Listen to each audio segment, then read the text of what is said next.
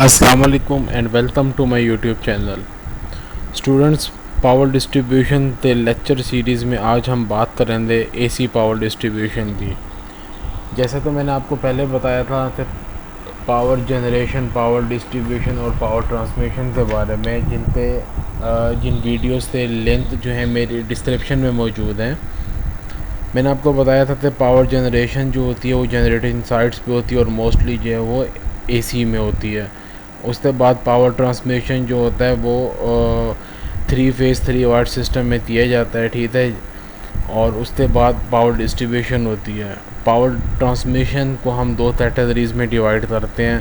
पहली कैटेगरी है primary transmission, दूसरी कैटेगरी है सेकेंडरी ट्रांसमिशन। उसके बाद हम लोगों ने जो स्टार्ट किया था पावर डिस्ट्रीब्यूशन था। पावर ट्रांसमिशन के लिए मेरी पूरी प्लेलिस्ट मौजूद है, आप वहाँ से पावर ट्रांसमिशन को अगर स्टडी करना चाहें तो स्टडी कर सकते हैं। तो हमने पावर डिस्ट्रीब्यूशन जो स्टडी थी उससे पहले हमने सबस्टेशन वगैरह देते, ठीक है। पावर डिस्ट्रीब्यूशन में सबस्टेशन देते, डिफरेंट टाइप्स देती। उसके बाद हमने डीसी डिस्ट्रीब्यूशन तो हमने स्टडी किया। नेक्स्ट जो है हमारा एसी पावर डिस्ट्रीब्यूशन, इसको आज हम स्टडी करेंगे कि क्या होती है और इसको किस तरह जो है वो सॉल्व किया जाता है। एसी पावर डिस्ट्रीब्यूशन की कितनी टाइप्स होती हैं और इन्हें किस तरह सॉल्व किया जाता है। तो आज तक जो हमारे टॉपिक में हमारा जो पहला टॉपिक है, जो आज हमारे लेक्चर में जो पहला टॉपिक है, that is the AC distribution. तो यहाँ पे आपको ये बताना ज़रूरी है कि एसी डिस्ट्रीब्यूशन के इंपॉर्टेंट पैरामीटर जो हैं वो क्या होते हैं। ये मैं आपको पहले भी बता चुका हूँ कि डिस्ट्रीब्यूशन सिस्टम के दो पार्ट्स होते हैं। First one is the primary distribution, second one is the secondary distribution. ये प्राइमरी डिस्ट्रीब्यूशन और सेकेंडरी डिस्ट्रीब्यूशन क्या है, इनकी डिटेल्स जो हैं आप के लिए वीडियो मेरी आप प्रीवियस वीडियोस देख सकते हैं, जिनका लिंक डिस्क्रिप्शन में मैंने दिया हुआ है। इसी तरह ये जो पॉइंट है, primary distribution consist of 3 phase 3 wire and operated voltages. Different voltages होते हैं, 3.3 थे भी हो सकते हैं, 6.6 थे भी हो सकते हैं, 11 थे भी हो सकते हैं। बेसिकली प्राइमरी डिस्ट्रीब्यूशन जो है एक ग्रिड स्टेशन से लेते डिस्ट्रीब्यूशन ट्रांसफार्मर थी प्राइमरी तक जो सिस्टम होता है, जो तो फीडर कहलाता है, इसको आप प्राइमरी डिस्ट्रीब्यूशन बोलते हैं। और उससे प्राइमरी डिस्ट्रीब्यूशन के बाद जो होता है आपका डिस्ट्रीब्यूशन ट्रांसफार्मर जो होता है, एक स्टेप डाउन ट्रांसफार्मर होता है, वो लगा होता है, वो स्टेप डाउन करता है 11 kV वोल्टेज तो 400 वोल्ट 3 फेज़ सिस्टम में, ठीक है, और 220 वोल्ट सिंगल फेज़ में। और इस तरह जो है पावर डिस्ट्रीब्यूट होती है कंज्यूमर को, या तो वो 400 वोल्ट 3 फेज़ में होता है या 230 वोल्ट सिंगल फेज़ में होता। और बेसिकली जो सेकेंडरी डिस्ट्रीब्यूशन होती है वो 3 फेज़ 4 वायर सिस्टम पे होती है। एक और चीज़ यहाँ पे बड़ी इंपॉर्टेंट है, अनलाइक डीसी में जिस तरह मैंने आपको बताया था कि जो सिस्टम में सिर्फ रेजिस्टेंस कंसिडर की जाती है, इंडक्टेंस या कैपेसिटेंस डीसी में काउंट नहीं की जाती। जबकि एसी सिस्टम जब भी आप कंसिडर करेंगे वहाँ पे आपको रेजिस्टेंस के साथ इंडक्टेंस और कैपेसिटेंस भी कंसिडर करनी पड़ेगी। नेक्स्ट जो है, जिस तरह डीसी में सिंपल अरिथमेटिक ऑपरेशंस होते हैं, करंट और वोल्टेज को ऐड या सब्ट्रैक्ट किया जाता है, एसी सिस्टम में आपके पास एडिशन और सब्ट्रैक्शन ऑफ करंट जो है, करंट और वोल्टेजेस, वो होती है वेक्टोरिकली। मींस आपने वेक्टर एडिशन या वेक्टर सब्ट्रैक्शन के ज़रिए आप सिस्टम को सॉल्व करते हैं। और एक बहुत इंपॉर्टेंट चीज़ जो डीसी सिस्टम में नहीं होती वो है यहाँ पे power factor. Power factor is basically the cosine of the angle between voltage and the current. इसकी एक और डेफिनेशन भी हो सकती है, तो ये रेशियो होती है बेसिकली एक्टिव पावर और एपरेंट पावर में थे बीच में, ठीक है। तो ये बेसिकली इम्पॉर्टेंट पॉइंट्स हैं या इम्पॉर्टेंट पैरामीटर्स हैं एसी डिस्ट्रीब्यूशन पे। नेक्स्ट हम देखते हैं कि हमारे पास एसी डिस्ट्रीब्यूशन को किस तरह सॉल्व किया जाता है और उसकी क्या टेक्निक्स हैं। First we have power factor refer to a receiving end voltage. अब यहाँ पे आप देख सकते हैं, ये आपके पास ए और बी एक डिस्ट्रीब्यूटर है। इसमें ए जो है वो सेंडिंग एंड वोल्टेज है, ठीक है, और बी जो है वो रिसीविंग एंड है। अब चूँकि ए और सी के बीच ये सेक्शन है, इसकी इम्पिडेंस बेसिकली रेजिस्टेंस और इंडक्टेंस या रेजिस्टेंस और रिएक्टेंस जो है मिलाते इम्पिडेंस बनती है। तो हम यहाँ पे इम्पिडेंस की बात करेंगे। तो इम्पिडेंस जो है वो R1 प्लस JH1 है, और CB सेक्शन थी जो इम्पिडेंस है वो है R2 JH2। इसी तरह जो C पॉइंट है इसके अंदर पास जो करंट टैप दिया है वो है I1 जिसका कॉस थीटा 1 है, मींस पावर फैक्टर जो है वो कॉस थीटा 1 है। और B पॉइंट जो रिसीविंग पॉइंट है इसके अक्रॉस जो करंट विड्रॉ हो रहा है वो है I2 और जिसका पावर फैक्टर है कॉस थीटा 2। तो ये हमारे पास एक डिस्ट्रीब्यूशन सिस्टम है जो डायग्राम में आपको शो हो रहा है, ठीक है। इसमें हम क्या करते हैं, जिस तरह ये लिखा हुआ है power factor refer to the receiving end voltage, तो हमारे पास रिसीविंग एंड यहाँ पे B है, तो हम क्या करते हैं VB means voltage at point B या voltage at B and we will take VB as the reference vector. Now letting अब यहाँ पे जो लेटिन पावर फैक्टर जो होता है वो C और B पे that is a cos theta 1 and cos theta 2, ठीक है। ये जिस तरह यहाँ पे थीटा 1 और थीटा 2 मेंशन है और VA with respect to VB है। अब यहाँ पे यही चीज़ें यहाँ पे आपको एक और तरीके से समझाई हुई हैं। थे जो आज जिस तरह मैंने आपको बताया था, ये जो सेक्शन है इसकी इम्पिडेंस होती है, impedance is equal to the sum of resistance plus iota या J इंडक्टेंस, ठीक है, रिएक्टेंस। तो यहाँ पे यही चीज़ बताई गई है कि R1 और H1 R2 और H2 जो हैं वो रेजिस्टेंस और रिएक्टेंस हैं सेक्शन A C और CB सेक्शन पे डिस्ट्रीब्यूटर थे। सो ये सारी डायग्राम थी बेसिस पे अब जो हमारी एंड रिज़ल्ट निकलते हैं, जो हमारी इक्वेशंस ड्राइव होती हैं for the current impedance and voltages, वो सबसे पहले हम उसको AC सेक्शन में अप्लाई करते हैं। तो AC सेक्शन में जो इम्पिडेंस होगी that will be equal to Z। AC impedance जो है हम Z के साथ शो करते हैं, और इसके ऊपर ये जो एरो शो किया हुआ है इसका मतलब है वेक्टर क्वांटिटी है, ठीक है। तो impedance of section AC will be equal to R1 plus JH1। इसी तरह impedance of section CB will be equal to R2 JH2। So the current जो होगा C पॉइंट पे, ठीक है, इस पॉइंट पे जो करंट होगा इसको हम उसके कंपोनेंट से अकॉर्डिंगली लेते हैं, means I1 is equal to I1 cos phi 1 minus I1 iota sine phi 1। यहाँ पे I1 कॉमन है तो हम इसको बाहर ले जाते हैं, तो आपके पास जो रिजल्टेंट बनता है वो है I1 into cos phi 1 minus iota sine phi 1। इसी तरह जो पॉइंट B पे करंट होता है उसकी भी इक्वेशन आप इस तरह लिख सकते हैं, ठीक है। I2 is equal to I2 cos phi 2 minus J sine phi 2।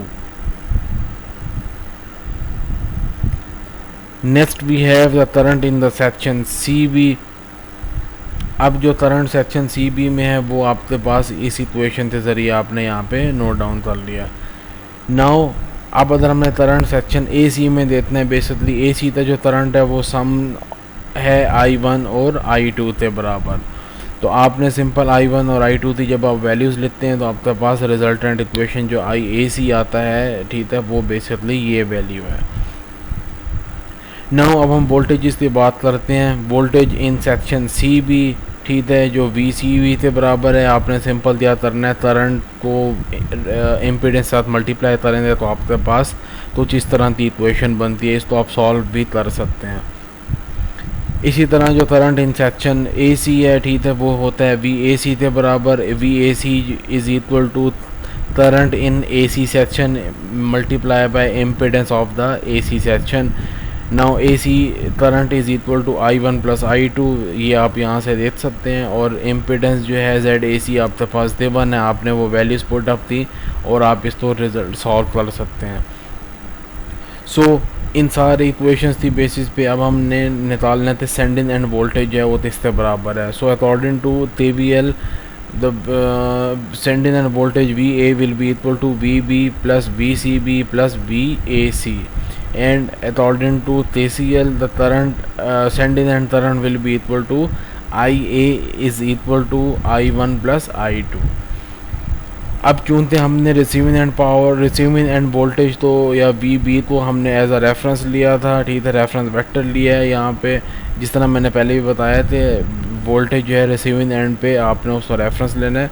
तो the power factor of load R given with respect to VB और I1 I2 जो है लैद कर रहा है VB तो बाय φ1 एंड φ2 रिस्पेक्टिवली। अब ये जो बेसिकली ये 3 पॉइंट्स लेते हैं, ये दराफ्त तो शो कर रहे हैं। अब हम यहाँ पे इस दराफ्त तो या इस फेज़र डायग्राम तो ज़रा देखते हैं ये बेसिकली क्या कहना चाह रहा है। अब आप ये देखते हैं ये जो VB है, VB का जो दराफ है ये बेसिकली रेफरेंस वोल्टेज है रिसीविंग एंड पे। इस VB के क्रॉस जो ये आपके पास I2 R2 है, ये R2 रेजिस्टेंस जो है R2 सेक्शन थी उसके क्रॉस जो है ये वोल्टेज ड्रॉप है। इसी तरह I2 H2 जो है ये वोल्टेज ड्रॉप है जो रिएक्टिव कंपोनेंट में या रिएक्टिव पार्ट में जो वोल्टेज ड्रॉप हो रहा है बेसिकली I2 H2 यहाँ पे शो दिया जा रहा है। फिर next we have IAC R1 के क्रॉस जो वोल्टेज ड्रॉप हो रहा है, ठीक है, ये बेसिकली R1 के क्रॉस जो ड्रॉप है ये वो यहाँ पे शो किया दिया है, और H1 के क्रॉस जो वोल्टेज ड्रॉप है वो यहाँ पे इस दराफ के साथ शो दिया दिया। अब हेड टू टेल रूल के हिसाब से ये जो VC है बेसिकली, ठीक है, ये VC ये बेसिकली वो मिड पॉइंट है जो थे A और B सेक्शन थे बीच में शो हो रहा है, और VC पे ऊपर जो करंट जो विड्रॉ हो रहा है वो है बेसिकली I1। तो यहाँ पे यहाँ पे आप देख सकते हैं ये C के क्रॉस जो करंट है वो है I1 और उसका पावर फैक्टर है cos θ1। तो हम यहाँ पे देखते हैं कि VC जो है यहाँ पे आप IAC इंटू R1 और IAC इंटू H1 है। नेक्स्ट वी हैव VA जो है हमारे पास चूँकि सेंडिंग एंड वोल्टेज है, सेंडिंग एंड वोल्टेज का लिए हमें यहाँ पे IAC और IAC के जो फेज़र डायग्राम बनी है, ये जो वेक्टर्स हैं उनका जो हेड है उस हेड के साथ आपने इस VB का जो टेल है उसको आपने कंबाइन कर देना है, तो आपके पास से रिजल्टेंट बन जाएगा VA का। अब बेसिकली ये जो वेक्टर्स बने हैं ये according to this I1 I2 and IAC बने। इन वेक्टर्स को आप स्लाइड करते जब आप इधर मूव करेंगे तो आपके पास तो किस तरह की वेक्टर रिप्रेजेंटेशन आ जाएगी। यहाँ पे जो φ1 है वो आप देख सकते हैं यहाँ पे, ठीक है, φS भी सेंडिंग एंड पावर फैक्टर भी देख सकते हैं, और ये सारे पावर फैक्टर्स हैं वो यहाँ पे मेंशन किए गए हैं। तो इस डायग्राम के अकॉर्डिंगली आप देख सकते हैं the receiving end voltage VB जो थे रेफरेंस ली गई थी, ठीक है, और पावर फैक्टर ऑफ लोड जो हैं वो with respect to VB set किए गए हैं। अब लोड्स क्या हैं बेसिकली I1 और I2 है। तो जो I2 का पावर फैक्टर है विद रिस्पेक्ट टू रेफरेंस वो होगा आपके पास 5B, और जो इसके अलावा जो आपके पास बाकी भी जो पावर फैक्टर्स हैं वो यहाँ पे 5S 5-1 और ये टोटल रिजल्टेंट जो है वो 5 बनता है। तो ये तो हमारा था हम सिंपल टॉपिक जिसमें हमने स्टडी किया था power factor refer to the receiving end voltage other हो, तो हमने उसको सिंपल किस तरह सॉल्व करना है। यहाँ पे अब हम एक एग्ज़ाम्पल देते हैं जिससे आपको थोड़ी सी अंडरस्टैंडिंग अच्छी हो जाएगी। ये है example basically power factor refer to the receiving end voltage. इसकी स्टेटमेंट है a single phase AC distributor AB which is 300 metre long is fed from end A and is loaded as this। ठीक है, ये उसी description हो गई। तो 100 ampere है उसका पावर फैक्टर ये है, और लेकिन है कितने मीटर दूर है फ्रॉम फीडिंग पॉइंट वो आपके सामने दिया हुआ है। अब जो अननोन पैरामीटर्स हैं या जो अननोन चीज़ें वो हम यहाँ पे फाइंड आउट करते हैं। Calculate the total voltage drop in the distributor में जो टोटल वोल्टेज ड्रॉप है वो हमने फाइंड आउट करना है, और यहाँ पे जो चीज़ है वो है the load power factor are refer to the voltage at the far end means the receiving end. So हमने जो गिवन डाटा था उसके अकॉर्डिंगली हमने यहाँ पे ये फेज़र डायग्राम, ये जो सिंगल लाइन डायग्राम जो है वो बना ली, जिसमें AB हमारे पास डिस्ट्रीब्यूटर है। A से C का जो डिस्टेंस है वो है 200 मीटर, और C पे हमारा जो करंट है वो है I1 is equal to 700 ampere, और I1 का जो पावर फैक्टर है वो है basically cos φ1 which is equal to 0.707 लेकिन। इसी तरह जो B है, C और B सेक्शन का जो डिस्टेंस है वो है 100 मीटर। B पे I2 हमने विड्रॉ किया है which is equal to 200 ampere, और B cos θ2 या cos φ2 जो है वो 0.8 लेकिन के बराबर है। Now we find impedances and currents. Impedance of section AC ZAC जो है वो बेसिकली क्या होगा, अब यहाँ पे आप देख सकते हैं impedance of distributor per kilometre is equal to 0.2 plus J 0.1 ohms. ठीक है, ये यहाँ पे क्वेश्चन में भी ये गिवन है। तो हमने क्या करना है, सेक्शन की लेंथ डिवाइडेड बाय टोटल 1000 हम कर लेंगे, तो हमारे पास ये बेसिकली इम्पीडेंसेस आ जाएंगी। ठीक है, मीटर्स में हमारे पास इम्पीडेंसेस आ जाएंगी। तो 0.2 plus J 0.1 multiply by 200 divide by 1000, तो आपके पास ये इम्पीडेंस आ गई। जेड ए सी सेक्शन थी इन मीटर, इसी तरह जेड सी बी सेक्शन थी इम्पीडेंस इन मीटर जो है वो भी आप इसी तरह फाइंड आउट कर सकते हैं, which is equal to 0.02 plus J 0.01 ohms.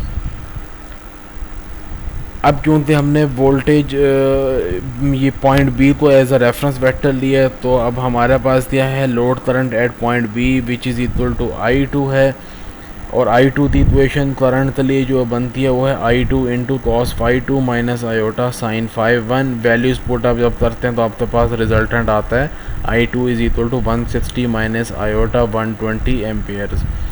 तो करंट एट पॉइंट सी जो होगा वो भी आप इसी इक्वेशन से सॉल्व कर सकते हैं, which is equal to I1 is equal to I1 into cos phi 1 minus iota या जे साइन फाई 1। वैल्यूज़ आप पुटअप करते हैं तो आपके पास रिजल्टेंट ये इक्वेशन आती है, ये वैल्यू आती है। ना सी बी सेक्शन का जो करंट है वो बेसिकली I2 के बराबर है। ठीक है, और ए सी सेक्शन का जो करंट है वो I1 प्लस I2 के बराबर है। आपने सिंपल I1 और I2 की वैल्यूज पुटअप दी और उसे सॉल्व किया, तो आपके पास जो रिजल्टेंट आया IAC वो है आपके पास 230.7 minus J 190.7 amperes. Now next we have to find the voltage drop in the section C B. जो VCB के लिए आपको ICB और ZCB चाहिए, वो आपके पास ऑलरेडी हम फाइंड आउट कर चुके हैं। वो वैल्यूज़ आप जब पुट अप करते हैं तो आपके पास रिजल्टेंट आ जाता है 4.4 माइनस जे 0.8 वोल्ट्स। इसी तरह जो AC सेक्शन के अंदर जो वोल्टेज ड्रॉप है वो भी आप करंट और वोल्टेजेस ऑफ दैट सेक्शन आप उसको मल्टीप्लाई करके वैल्यू फाइंड आउट कर सकते हैं, जो थे हमारे पास IAC इंटू ZAC है। वैल्यूज़ हमारे पास ऊपर हमने फाइंड आउट की हुई है, वैल्यू सिंपल पुट अप करें और आपके पास रिजल्टेंट आ जाएगा voltage drop in the section AC। Now we have to find the total voltage drop in the distributor which is equal to the sum of both sections voltage drop। हमने simple दोनों voltage drops को add up किया तो आपके पास resultant आ गया this value. इस value की आपने सिंपल मैग्नीट्यूड लेना है, तो अब मैग्नीट्यूड के लिए आपको क्या करना पड़ेगा, इस x और y कंपोनेंट तस्वीर लेंगे और उसका अंडर रूट लेंगे, तो आपके पास जो टोटल वोल्टेज ड्रॉप आया है that is equal to 17.85 volt. तो ये स्टूडेंट्स ये हमारे पास एग्जांपल थी डिस्ट्रीब्यूटर फेड जो है वो रिसीविंग एंड वोल्टेज पे अगर रेफरेंस हो तो आप उस तरह इस तरह सॉल्व करेंगे। तो ये हमने एग्जांपल थी और हमने टॉपिक समझा। नेक्स्ट हमारा जो टॉपिक है वो है power factor refer to the respective load voltage. यहाँ पे जो पहले हमने रिसीविंग एंड वोल्टेज तो एज अ रेफरेंस लिया था, अब हमने एज अ मिड पॉइंट या कोई भी लोड पॉइंट हो उसको हमने एज अ रेफरेंस लेना है। तो यहाँ पे हमारा जो रेफरेंस पॉइंट है वो C है। तो C के अक्रॉस जो जब आप C तो एज अ रेफरेंस लेते हैं तो हम देखते हैं हम कौन कौन से पैरामीटर्स में चेंज आया है as compare to the previous topic. So again हमारे पास AB एक डिस्ट्रीब्यूटर है, ठीक है, जिसकी रेजिस्टेंस AC सेक्शन की इम्पीडेंस जो है वो R1 प्लस आयोटा X1 है, और CB सेक्शन की जो इम्पीडेंस है वो ये दी हुई है। C पॉइंट पे करंट विड्रॉ हुआ है I1 cos फाई 1, और B पॉइंट पे करंट विड्रॉ हुआ है I2 cos फाई 2, ठीक है। देन वही सारे पैरामीटर्स हैं। यहाँ पे जो चेंज आया वो है if the power factor of loads are refer to their respective load voltages then phi 1 is the phase angle between BC and I1 and phi 2 is the phase angle between BB and I2.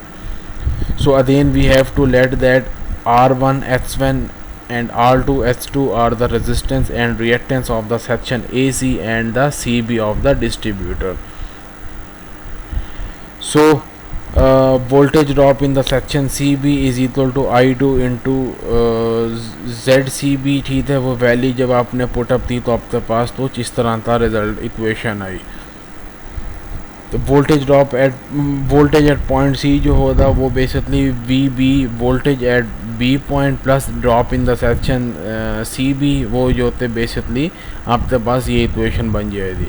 अब यहाँ पे चूँकि हमारा जो C point है वो as a reference है, तो यहाँ पे जो भी वैल्यू आई थी उसको आपने पोलर में कन्वर्ट कर देना है। तो पोलर में कन्वर्ट करने के बाद ये जो इधर बचे था आपके पास, ये तो बी सी थी मैग्नीट्यूड होगी, और एंगल के बाद जो ये वैल्यू है जो यहाँ पे अल्फ़ा दिया हुआ है, ये बेसिकली बी सी का एंगल होता। ठीक है, ये हम किस तरह इस चीज़ को यूज़ करेंगे ये भी आपको आधे एग्जाम्पल में समझ आएगी। इस वी सी के अक्रॉस जो ये एंगल आया अल्फ़ा जो आया, इसके अकॉर्डिंगली हमने वैल्यूज़ को है सारा उसकी सेटिंग करनी है। ठीक है, किस तरह सेटिंग करते हैं अब हम देखते हैं। हमारे पास I1 जो थे सी पॉइंट के अक्रॉस जो करंट ड्रॉप हुआ है वो आप यहाँ पे देख सकते हैं। I1 is equal to I1 with angle of -51 with respect to voltage VC। Now I1 is equal to I1 with angle of -51 minus alpha. आपने सिंपल क्या करना है, ये जो VC वाला एंगल था इसको आपने 51 में से माइनस कर देना है, या आपने 51 में इसको ऐड अप कर देना है जब आपने with respect to voltage VB आपने फाइंड आउट करने हैं। तो इसी तरह ये वाली वैल्यू I1 जो हो जाएगी वो बराबर होगी I1 into cos 51 minus alpha minus J sine into 51 minus alpha. Basically ये जो अल्फ़ा है ये C voltage at point C का एंगल है। ठीक है, और इसी अल्फ़ा की बेसिस पे हमने जो बाकी एंगल्स हैं उनको डिफ़ाइन करना है। Now IAC will be equal to I1 plus I2। ठीक, और I1 और I2 की वैल्यू जब आप पुटअप करते हैं यहाँ पे तो आपके पास तो रिजल्टेंट इक्वेशन ये बनती है।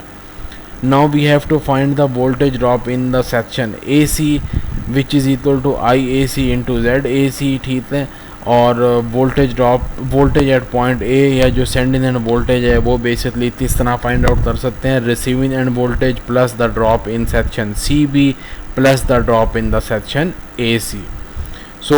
ये हमारे पास बेसिकली सिंपल मेथड था, जो अगर हमारा मिड पॉइंट या लोड पॉइंट पे अगर आपके पास रेफरेंस ले लिया जाए तो उसको आपने किस तरह सॉल्व करना है। सिंपल इज़ तो आपने जिस पॉइंट पे रेफरेंस लिया है उस पॉइंट पे आपने वोल्टेज फाइंड आउट करने हैं, और उस वोल्टेज पे आपने उसको पोलर में कन्वर्ट करना है। पोलर में कन्वर्ट करने पे जो भी एंगल बनता है उस एंगल के अकॉर्डिंगली आपने बाकी सारे पैरामीटर्स को सेट करना है। आए हम इसको एग्जांपल के अंदर ज़रा सॉल्व करते हैं, एग्जांपल से आपको ज़्यादा बेहतर समझ आ जाएगा। Here we have a single phase distributor which is 1 kilometer long, has resistance and reactance per conductor of, ये उनकी resistance और reactance है।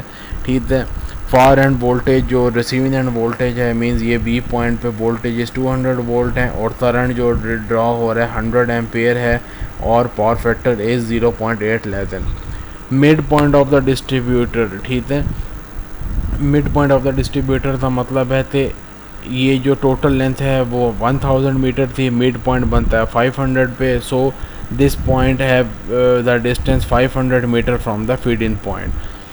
So midpoint of the distributor, a current of 100 ampere is tapped at the power factor of 0.6 less than। ठीक है, ये आपके सामने इस डायग्राम में भी ये चीज़ें सारी मेंशन है। So but we have to find, calculate voltage at the midpoint, calculate sending end voltage VA, phase angle between VA and VB। Simple, हमने सबसे पहले क्या फाइंड आउट करना है, total impedance of the distributor, then we have to just multiply it by 2। ठीक है, हमने इसको सिंपल 2 से मल्टीप्लाई किया।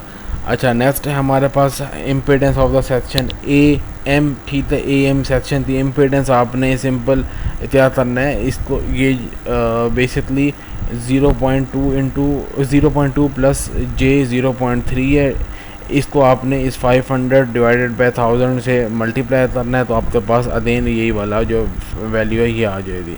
इसी तरह impedance of the section MB जो है वो भी आपके पास इसी तरह से आप फाइंड आउट कर सकते हैं। Next we have let the voltage at point B is taken as a reference. ठीक है, आपने सिंपल क्या करना है, लेट करना है, तो B पे जो वोल्टेजेस हैं उसको आपने रेफरेंस लिया, तो आपके पास रिजल्टेंट इक्वेशन बनती है VB is equal to 200 plus iota 0। So the load current at point B I2 is equal to simple आपने I2 की वैल्यू फाइंड आउट करनी है। 100 उसका मैग्नीट्यूड है, 0.8 is the cos of the angle and minus 0.6 is the sine of the angle. वो आपके पास आ जाएगा 80 माइनस J60।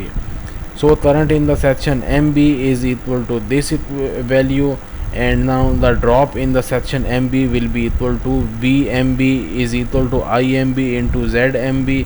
आपने सिंपल वैल्यूज पुटअप दी और आपके पास ड्रॉप आ जाता MB था जो थे है 17 प्लस आयोटा 6 के बराबर। Now the voltage at midpoint M, the voltage at midpoint M then be find by KVL। ठीक है, KVL हमें देता है VM is equal to VB plus the drop in the section which is equal to VMB। Simple आपने values put up दी और आपके पास resultant value आ गई VM is equal to 217 plus J6। अब ये मिड पॉइंट जो थे हमारा रेफरेंस था उस पे अक्रॉस जो वोल्टेजेस हैं वो आपके पास ये आ गए। ठीक है, ये उसकी वोल्टेज की वैल्यू है। इसकी जो मैग्नीट्यूड आप अगर फाइंड आउट करते हैं तो आपके पास आता है सिंपल 217.1 वोल्ट्स। नाउ यहाँ पे एक इम्पॉर्टेंट चीज़ है जो आपको याद रखनी पड़ेगी, जो आपको समझना पड़ेगा कि लोड एंड को अगर रेफरेंस लेते हैं तो उसमें क्या चेंज आती है। जो थे मैंने आपको पहले डिस्क्रिप्शन में बताया था तो अल्फ़ा आता है, तो अल्फ़ा तो आपने इस तरह यूज़ करना है, यहाँ पे आपको समझना पड़ेगा। तो phase angle between VM and VB, अब VB चूँकि हमने रेफरेंस लिया था, एज्यूम किया था हमने रेफरेंस लिया, तो अब हमने क्या करना है, इन दोनों के बीच का जो डिफरेंस है वो बेसिकली है alpha. Alpha is equal to the tangent inverse of 6/217। Basically ये आपको मैंने जिस तरह बताया था आपने इसका टेंजेंट इनवर्स ले लेना है। ये जो वाई कंपोनेंट है उसको आपने न्यूमिनेटर में लेते हैं और जो एक्स कंपोनेंट है उसको आपको डिनोमिनेटर में लेते हैं। टेंजेंट इनवर्स लेते हैं तो आपके पास 1.58 आ जाता है। अब बेसिकली 1.58 जो है वो डिफरेंस है, एंगल है, डिफरेंस है बिटवीन VB और VM के बीच में 1.58 का डिफरेंस है। नाउ अब आपने जो बाकी कैलकुलेशंस करनी है वो 1.58 के अकॉर्डिंगली करनी है। अब देखते हैं 1.58 को कैसे हम यूज़ करते हैं। The load current I1 has the power factor of 0.6 with respect to VM. It lags VM by an angle of phi1 cos inverse of 0.6 which is equal to 53.1। अब ये 0.6 आपके पास दिया हुआ है, आपने सिंपल सा cos इनवर्स लेना है, तो आपके पास जो रिजल्टेंट वैल्यू आती है phi1 की वो है 53.1। Now we have to use this alpha, value of alpha is 1.58। so what we do is the phase angle between I1 and VB is equal to phi1 dash and phi1 dash is equal to phi1 minus alpha। आपने simple यहाँ पे phi1 जो आपने sending end जो आप value थी उसमें से अल्फ़ा माइनस करेंगे तो आपके पास वैल्यू आ जाएगी 51.5। Now the load current at midpoint or at point M is equal to this equation। ठीक है, अब आपने यहाँ पे phi1 dash ही यूज़ करना है, phi1 यूज़ नहीं करना। तो I1 is equal to I1 into cos phi1 dash minus J sin 1 dash। आपने सिंपल वैल्यूज पुटअप दी, रिमेंबर याद रहे थे phi1 dash की वैल्यू अब 51.5 है। तो current in the section AM जो होगा वो basically AM is equal to sum of both the currents which is equal to I1 plus I2। Simple values put up करते हैं तो आपके पास रिजल्टेंट वैल्यू आती है 142.2 minus J 138.3। So in the end we find the drop in the section AM which is equal to VAM की value है हमारे पास current of the section AM and impedance of the section AM which is equal to IAM into ZAM। Values put up करें तो आपके पास resultant equation आ जाती है, ये रिजल्टेंट वैल्यू आती है। ठीक है, so VA is equal to VM plus VAM। So VM की वैल्यू हमारे पास ये थी, ये VM की बेस मदद से हमने अल्फ़ा फाइंड आउट किया। इस अल्फ़ा को हमने सिंपल phi1 से माइनस कर दिया तो आपके पास जो resultant sending end voltage I है वो बेसिकली 251.9 प्लस J 13.5 वोल्ट्स आई है।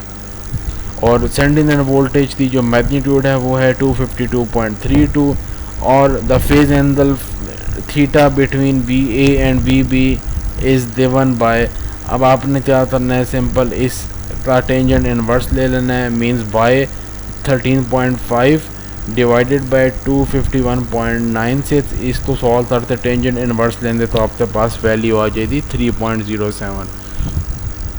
सो 3.07 का क्या मतलब है, हैंस द सप्लाई वोल्टेज, ठीक है, जो supply voltage at point A है is 252.32 and it leads the voltage V B जो एंड पॉइंट पे वोल्टेज है बाय 3.07 वोल्ट्स। तो ये बेसिकली सिंपल हमारे पास दो टेक्निक्स थी एसी डिस्ट्रीब्यूशन को सॉल्व करने की, जिसमें हमने फाइंड आउट किया, जिसमें हमने देखा कि अगर आपके पास पावर फैक्टर जो है वो with respect to sending end हो या with respect to receiving end हो या with respect to load end हो या मिड पॉइंट के अकॉर्डिंगली हम उसको कैसे सॉल्व आउट कर सकते हैं। तो व्यूअर्स ये था हमारा आज का लेक्चर जिसमें हमने स्टडी किया थे एसी पावर डिस्ट्रीब्यूशन क्या होती है, उसके इंपॉर्टेंट पैरामीटर्स हमने डिस्कस किए और एसी डिस्ट्रीब्यूशन को आप किस तरह सॉल्व कर सकते हैं, फेजर डायग्राम किस तरह ड्रॉ कर सकते हैं डिफरेंट कंडीशंस में, जिसमें हमारे पास power factor at the receiving end था और दूसरे केस में हमने power factor as a load end जो है हमने उसको एज अ रेफरेंस हमने लिया। तो मैं उम्मीद करता हूँ आपको आज का लेक्चर जो है एसी पावर डिस्ट्रीब्यूशन वो क्लियर हो चुका होगा। तो आज के लेक्चर में से अगर आपका कोई क्वेश्चन है तो आप कमेंट करें और अपनी कीमती राय के लिए अपनी कीमती सजेशन भी मुझे कमेंट्स में आप ज़रूर मेंशन किया करें। मैं उम्मीद करता हूँ आपको आज का लेक्चर जो है वो क्लियर हो चुका होगा और मेरा ये लेक्चर अपने बाकी फ्रेंड्स के साथ भी शेयर करें, अपने जूनियर्स के साथ शेयर करें, अपने सीनियर्स के साथ शेयर करें ताकि उनको भी एसी पावर डिस्ट्रीब्यूशन की समझ आ जाए। अगली वीडियो तक, अगले लेक्चर तक, जज़ाकल्लाह, अल्लाह हाफ़िज़।